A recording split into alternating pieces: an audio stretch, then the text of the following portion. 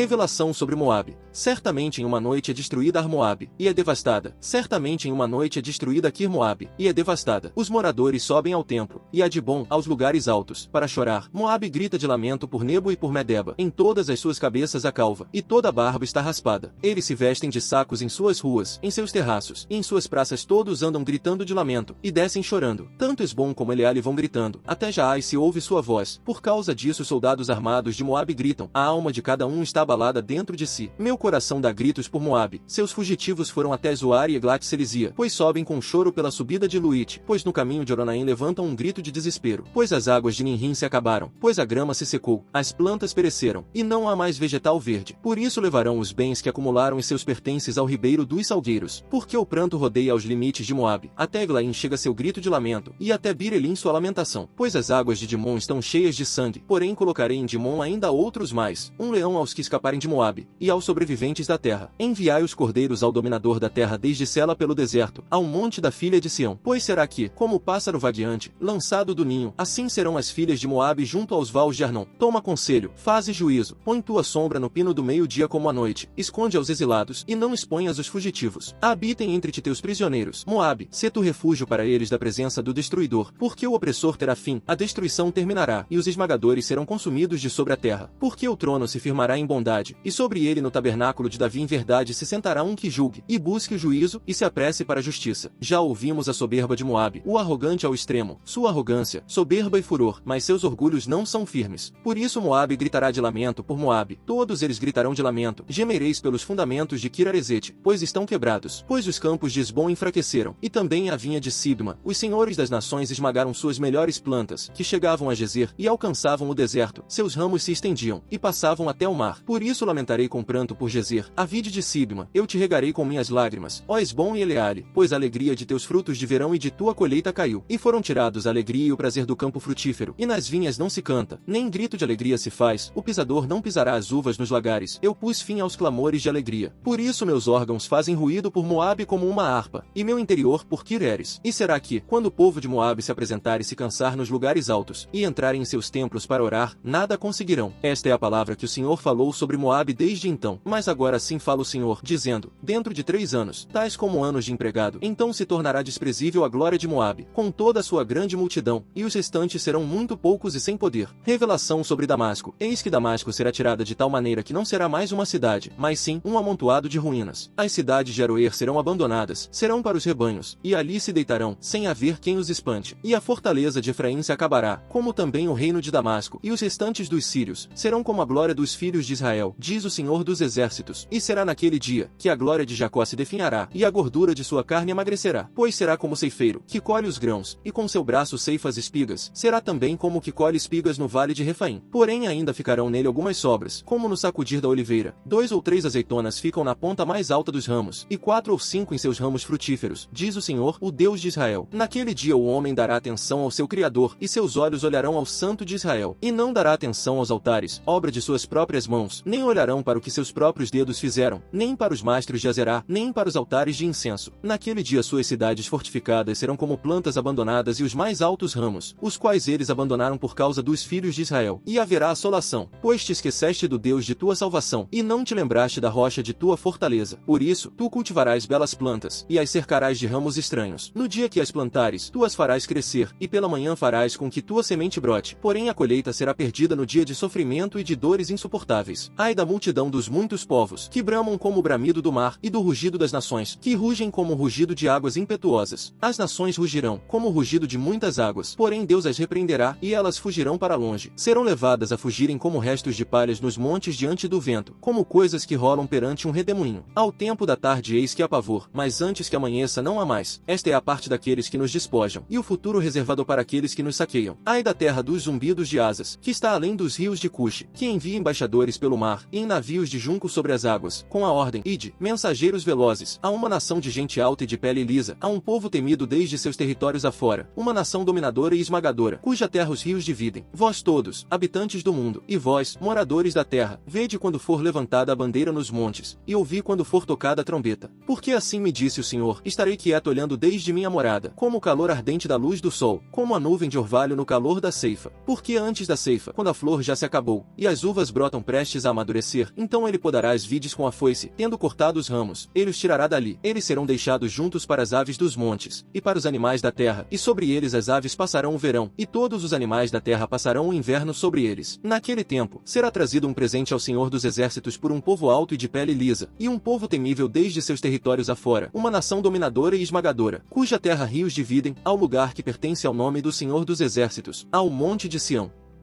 Paulo, apóstolo, não da parte dos seres humanos, nem por meio de homem algum, mas sim por Jesus Cristo, e por Deus Pai, que o ressuscitou dos mortos, e todos os irmãos que estão comigo, para as igrejas da Galácia. Graça seja convosco, e também a paz de Deus nosso Pai, e do Senhor Jesus Cristo, que deu a si mesmo pelos nossos pecados, para nos tirar da presente era maligna, conforme a vontade do nosso Deus e Pai, ao qual seja a glória para todos sempre. Amém. Admiro-me de que tão rapidamente desviastes daquele que vos chamou na graça de Cristo, em troca de outro evangelho. Não que haja outro evangelho, porém há alguns que vos inquietam, e querem perverter o evangelho de Cristo. Porém, ainda que nós mesmos, ou um anjo do céu vos anuncie outro evangelho além do que já vos anunciamos, maldito seja. Como já havíamos dito, volto também agora a dizer, se alguém vos anunciar outro evangelho além do que já recebestes, maldito seja. Pois agora estou buscando a aprovação das pessoas ou a de Deus? Ou procuro agradar a pessoas? Se ainda tentasse agradar a pessoas, eu não seria servo de Cristo. Pois faço-vos saber, irmãos, que o evangelho anunciado por mim não se baseia em pessoas, pois não o recebi, nem aprendi de ser humano algum, mas sim pela revelação de Jesus Cristo. Pois já ouvistes da minha conduta no judaísmo, como em excesso eu perseguia e tentava destruir a igreja de Deus, e como no judaísmo eu era mais avançado que muitos de minha idade em minha nação, e era extremamente zeloso das tradições de meus pais. Mas quando aquele que me separou desde o ventre da minha mãe, e por sua graça me chamou, se agradou de revelar o seu Filho em mim, para eu evangelizar os gentios, de imediato, não fui pedir conselho com pessoa alguma, nem subi a Jerusalém para os que já eram apóstolos antes de mim. Em vez disso, parti para a Arábia, e voltei outra vez a Damasco. Então, depois de 3 anos, subi a Jerusalém para visitar Cefas, e estive com ele por 15 dias, e vi nenhum outro dos apóstolos, a não ser Tiago, o irmão do Senhor. Ora, das coisas que vos escrevo, eis que, diante de Deus, não estou mentindo. Depois fui para as regiões da Síria e da Cilícia. Eu, porém, não era conhecido de rosto pelas igrejas da Judéia que estão em Cristo, mas somente haviam ouvido que daquele que antes nos perseguia agora anuncia a fé que antes tentava destruir, e glorificavam a Deus por causa de mim.